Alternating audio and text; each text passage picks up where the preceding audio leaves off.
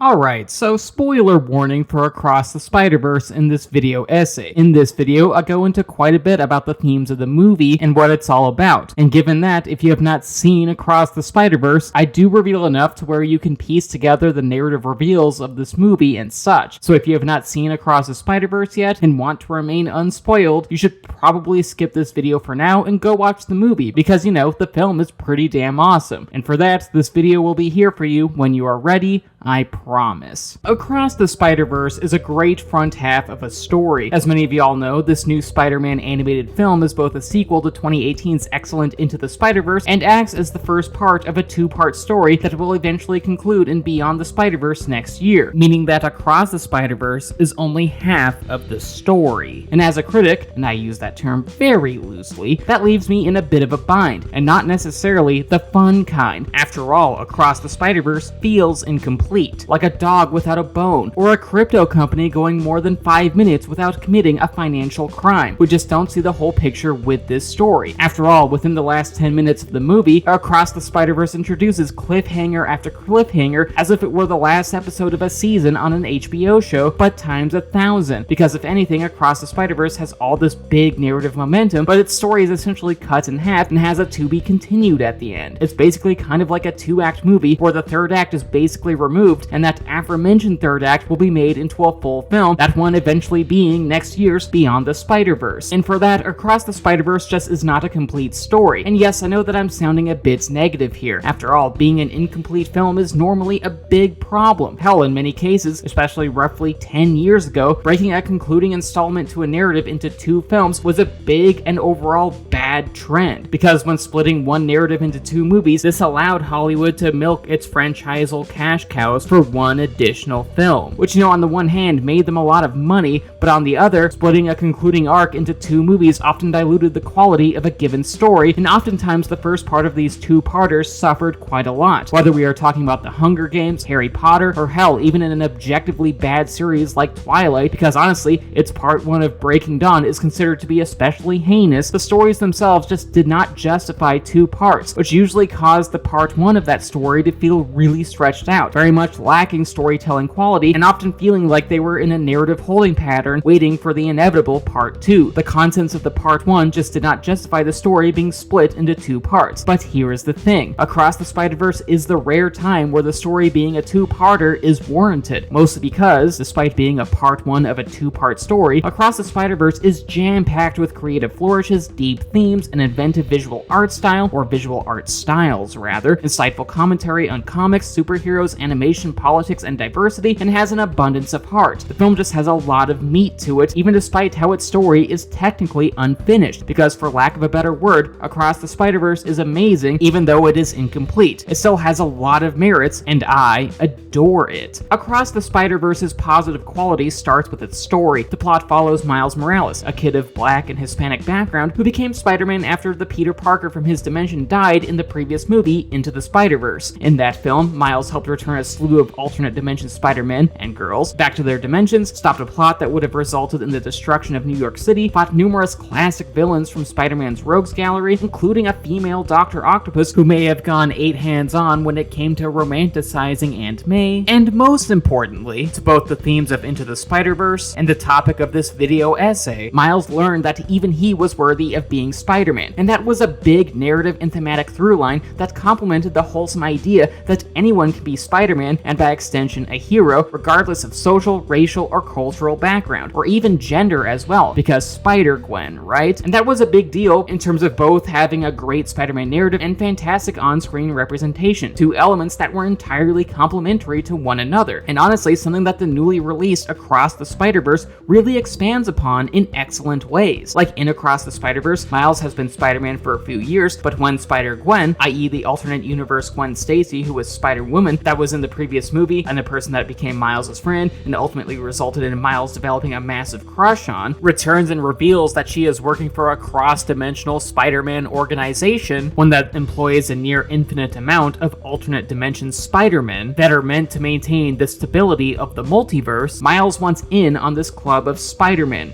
and Spider-Woman. And from there, Miles learns of a threat that threatens to unravel the multiverse itself, which on the surface admittedly does not exactly sound that original. After all, alternate dimension movies about a multiversal collapse are dime a dozen these days, especially in the cape shit genre. They are kind of played out, but still, even with that said, Across the Spider-Verse is very innovative when it comes to this genre, mostly because its themes about belonging in a community and ultimately being gatekept within that community really allow the movie to have thematic weight and become a cut above the rest. There's actually a lot of depth here. See, the movie's primary protagonists in Miles and Gwen are kind of outliers when it comes to the interdimensional spider folks. While sure, Miles and Gwen have things in common with other spider people, like, having Spider-Man powers and having difficulties connecting with their parents and or guardians, because spider kids, am I right? The two do have some distinctions. Like, as far as presented in the movie, Miles and Gwen are the only Miles and Gwen spider folks in this spider society, meaning that while belonging in this club of super spider beings, they're kind of on their spider society's margins, mostly because Miles is unique for reasons of plot, and Gwen is usually a person who dies in every universe, because Gwen Stacy, the character that, alongside Uncle Ben, is the only person in the Marvel universe who was disallowed from being permanently resurrected from the dead, because, as stated before, Gwen Stacy. But regardless of reason, both Miles and Gwen have reasons that they are outliers, meaning that despite sharing a set of powers and an interest in doing hero work, they don't exactly conform to the rest of their spider society. And for that, they are either, at best, accepted into the spider community with reservations, or at worst, they are entirely gatekept, which ultimately leads into some very insightful meta-commentary about the toxic and exclusionist nature of fandom itself, because that's honestly what the movie is overall about. See, in the real world, geeks and nerds come in all backgrounds, races, ethnicities, genders, LGBTQ identities, and such, yet so much of geek discourse is just dominated by some of the worst gatekeeping imaginable. Gatekeeping that honestly pushes geeks of marginalized identities to, well, the margins. Gatekeeping espoused by the type of quote-unquote fan who will bitch and moan about the inclusion of heroes and characters of various LGBTQ, racial, ethnic, immigrant, or religious backgrounds in their comics and video games, and may even complain about how these characters don't count as being valid, that they are not canon. And given that canon is a word that is thrown about quite a bit in Across the Spider-Verse's secret spider organization, and is kind of targeting two characters who do have marginalized backgrounds, there are just a lot of commonalities between the gatekeeping that is featured within Across the Spider-Verse and in the gatekeeping that is present in real-life nerdy spaces. Sure, in the movie, Miles is not targeted by the Federal Bureau of Spider-Man due to being a person of color, and Gwen isn't nearly prevented from joining the club for being a girl, or even a cinematically coded trans girl at that, but the fact of the matter is that these characters of marginalized backgrounds have to maneuver around gatekeeping within Club Arachnid, much like how real-life geeks and nerds of marginalized backgrounds must maneuver around the gatekeeping within various fandoms like comics, video games, film, and such. And honestly, this framing is not an accident. It feels deliberate. And then there's the fact that all of this happens in a movie series that really promotes diversity and inclusion, much to the protestations of the earlier mentioned geeky gatekeepers that are prioritized by YouTube's shit algorithm made the content last forever. And given all that, I think this is a conscious parallel that the movie does, because honestly, there's a lot of similarities between Spider-Verse's narrative about a gatekeeper spider society and the gatekeeping YouTube armchair critics that both preach the importance of canon, much to the harm of marginalized people. Marginalized people who just want a place to belong within those communities. Hell, Gwen's character arc is about how she struggles between wanting to fit in with the spider society, even though that said spider society causes some of her actions to compromise her morals, personal beliefs, and desires, which, is relatable to marginalized geeks who might sometimes turn the other way when a peer espouses a harmful belief about a different marginalized community, or even their own community. Because honestly, that's the power of desiring to fit in with a geeky group, despite the potential gatekeeping within that said geeky group. There's just a desire to belong, even though there are people that prevent you from ultimately being more part of that group. People that, if you cross, which can be in the form of just wanting more diverse representation in media and such, may turn you into the in-group's new pariah, a social outcast from the community you wish to be a part of. A community that, admittedly, even with all its bullshit, still has good people and potential allies and appeal within it to where marginalized folks would still want to be a part of it, even all while those who are gatekeeping within the community espouse toxic and harmful beliefs. There is an opposing dichotomy between those who want to belong and those who are gatekeeping. And that honestly reflects across Across the Spider-Verse's overall emotional conflict. Because truly, Across the Spider-Verse is a film about gatekeeping, yet still wanting a place to belong and be yourself regardless of marginalized background. Which in terms of Miles and Gwen joining the League of Extraordinary Spider-Men means meeting other cross-dimensional spider people that Miles and Gwen can relate to, all while never compromising their personal morals in order to satisfy a dickish gatekeeping community. For them, that is the ideal scenario. And in terms of geeks of marginalized identity in the real world, and I'm saying this from my perspective as a trans woman, we just want to be included in the broader geek discourse and be represented on screen. And whether we are talking about Miles and Gwen or real-world geeks of marginalized identity, we just want a place to belong even despite the gatekeeping assholes that deign us as the other and espouse harmful ideas that stigmatize us. We just want to fit in with our community despite all the bullshit, which is ultimately the thematic heart of Across the Spider-Verse. So yes, a lot fucking happens in Across the Spider-Verse. Despite being the front half of a two-parter, the film itself doesn't feel stretched out, and that's even before discussing how Miles and Gwen's narratives have a lot in common with a coming-out story, that the movie's themes about belonging despite gatekeeping parallel marginalized LGBTQ people, like queer folks of color, bisexual folks, trans folks of color, as they try to find out where they fit in the broader LGBTQ community. Then there's the creativity that's represented by all the various different spider folks in the movie, which range from different visual and animation styles, like live action, Renaissance, black and white, Lego, and etc., as well as all the creative types of spider people, like a punk rock Spider-Man, a pregnant Spider-Woman riding a motorcycle, and did I mention Lego Spider-Man? Because that's pretty cool, both because Lego Spider-Man is such a different style of animation, and also because it implies that Lego Spider-Man has a clear combat advantage compared to all the other spider soups, because of course all enemies should, in theory, take damage if they step on him, even Mommy Octavius. Which, okay, this is a joke that's irrelevant to everything that I'm discussing in this essay, but it just needed to be mentioned here. I needed to make the joke. Oingo boingo. And then there's Across the Spider-Verse's wicked sense of humor, clever wit, and the fact that the movie's main traditional villain is the Spot, a baddie who looks like the personified manifestation of Rorschach's costume, but unlike Rorschach, the Spot is less of a psychopath and more of an adorable doof on par with a villainous golden retriever, because he is the Spot. And given all these items within Across the Spider-Verse, whether we're talking about its hefty themes, its heartfelt characters, the relatable story, the inventive and time-consuming animation style, its sharp sense of humor, and so much damn more, this is a film that just offers the viewer so damn much, even with the caveat that it is an incomplete story. Because unlike the earlier mentioned Hunger Games Part 1, Breaking Dawn Part 1, or the first part of Turf Wanderer 7, Across the Spider-Verse is a film that contains just so much content worthy of exploration to where being a part 1 in a two-part narrative is more than justified. It's just okay that this movie ends on multiple brutal cliffhangers because ultimately the content that's otherwise here is exceptional. It's fantastic, which admittedly does fit into a more recent trend of justified part 1s of genre movies like Avengers Infinity War and Dune Part 1, both movies that are pretty damn awesome. And like those movies, Across the Spider-Verse is a justified part 1 of a two-part story. It's worthy of being a movie in its own right, and I just really respect the film's game here. But with that being said, I know some folks are already championing Across the Spider-Verse as being superior to Into the Spider-Verse, that Across the Spider-Verse is the better film. But for me, I still cannot make that call, because once again, Across the Spider-Verse is an incomplete story, and thus cannot be better than Into the Spider-Verse by default, seeing as the first film was and is a complete story and a whole package, whereas, as stated before, the second one, by design, is not. And honestly, I cannot say that the part 1 is better than the previous movie while having not seen part 2, and while sure, I have every confidence that the eventual release of the next film, Beyond the Spider-Verse, will absolutely rock my shit and will prove that the whole story within both Across the Spider-Verse and Beyond the Spider-Verse will all combine to make an even better movie experience than Into the Spider-Verse, I just cannot make that judgment as of now, because ultimately Across the Spider-Verse's narrative is an incomplete one, albeit one which has very meaningful thematic storytelling and heart to pick up the slack. Unfortunately, before I can say which one is better, I have to see Beyond the Spider-Verse. And with that, that was the video. I hope you enjoyed it. Please leave a like rating, share, subscribe, ring the bell, and leave a comment telling me what you think of Across the Spider-Verse. Also, please consider checking out my Patreon page. $1 a month gets you onto this credit sequence, and $5 a month allows you to make review and impressions requests.